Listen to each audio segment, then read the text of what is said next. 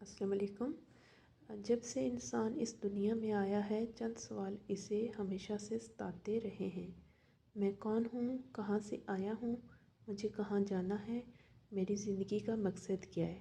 ان سوالوں کا جواب دینے کے لیے اللہ تعالیٰ نے اپنے پیغمبر بھیجے، انسان کو اپنی ذات سے روشناس کروایا، اس پر واضح کیا کہ دنیا میں اسے اللہ کی بندگی اور آخرت کی تیاری کے لیے بھیجا گیا ہے۔ مرنے کے بعد ایک روز سب کو اللہ کے حضور حاضر ہو کر اپنے اعمال کا جواب دینا ہے اور ان کی بنا پر جنت یا دوزخ کا حقدار ٹھہرنا ہے۔ اللہ کا پیغام بہت واضح اور دو ٹوک تھا، مگر بھول جانا انسان کی فطرت میں داخل ہے۔ وہ اس وعدے کو بھول گیا جو اس نے روز الست اللہ کی ذات سے کیا تھا۔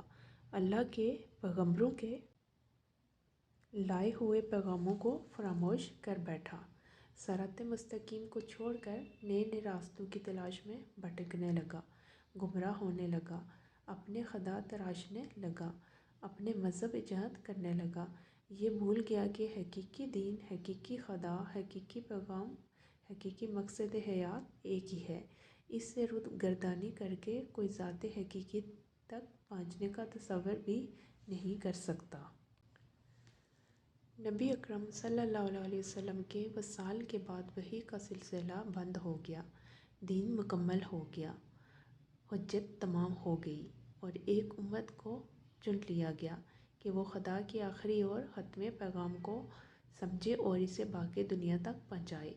فرض نبھانے والوں نے اپنا فرض ادا بھی کیا، انسانیت کے ایک بڑے حصے تک اللہ کا پیغام پہنچ بھی گیا، مگر پھر یوں ہوا کہ اس امت کے اندر بھی گمراہیاں جنم لینے لگیں، فتنوں کا ظہور ہونے لگا۔ مسلمان آزمائشوں میں پڑے ناکام ہوئے اور خود بھی پیغام خداوندی کو فراموش کر بیٹھے۔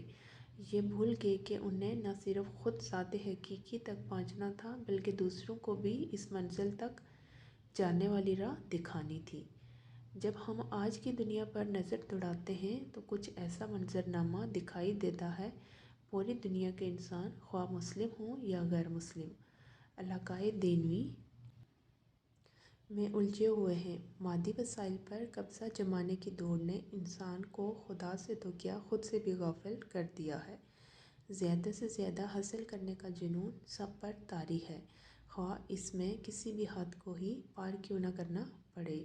اور اس سب کے بعد ہر ایک یہ شکایت کرتا ہوا نظر آتا ہے کہ اس دنیا میں سکون نہیں ہے، قرار نہیں ہے، راتوں کی نیند اور دن کا چین حرام ہے۔ سکون پانے کی خاطر لوگ عجیب عجیب نئے شوق پالتے ہیں، ادھر سے ادھر بھاگے پھرتے ہیں، مگر سکون نصیب نہیں ہوتا۔ اور ہو بھی کیسے؟ پیاس پانی سے ہی بجھتی ہے، انگاروں سے نہیں۔ دل کا سکون قرب الہی میں پوشیدہ ہے، حب دنیا میں نہیں۔ آج ہر ایک کو اس کھلے راز سے آشنا ہونے کی ضرورت ہے۔